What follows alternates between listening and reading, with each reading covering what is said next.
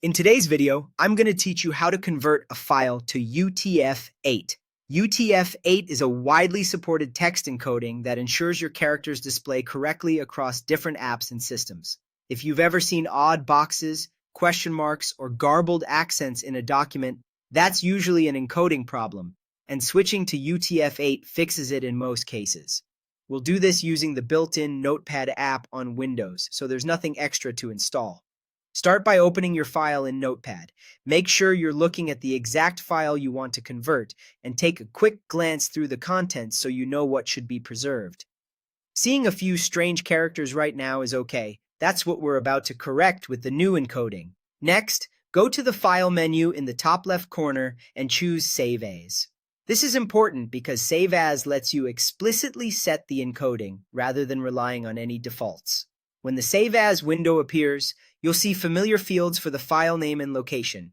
Keep the file extension the same as the original. For example, .txt, .csv, .json, or .html, so your other tools continue to recognize the file correctly.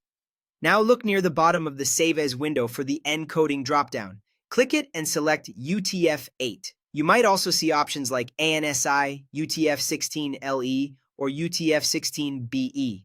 For broad compatibility on the web and in most modern apps, UTF-8 is the right choice. Choosing UTF-8 tells Notepad to store every character using a standard, portable format, which preserves accents, symbols, emojis, and non-Latin scripts reliably. Finally, click Save. If you're prompted to replace an existing file with the same name, confirm if that's what you intended. If you prefer to keep a copy of the original, simply adjust the file name before saving. Either way, the content and structure of your text remain the same. Only the encoding changes, so things like commas in a CSV or tags in an HTML file won't be altered.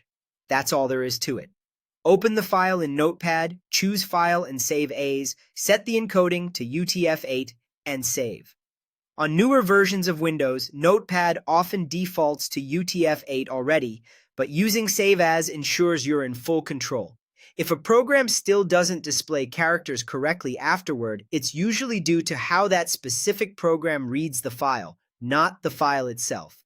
With this quick process, you'll avoid encoding headaches and keep your text looking exactly the way it should.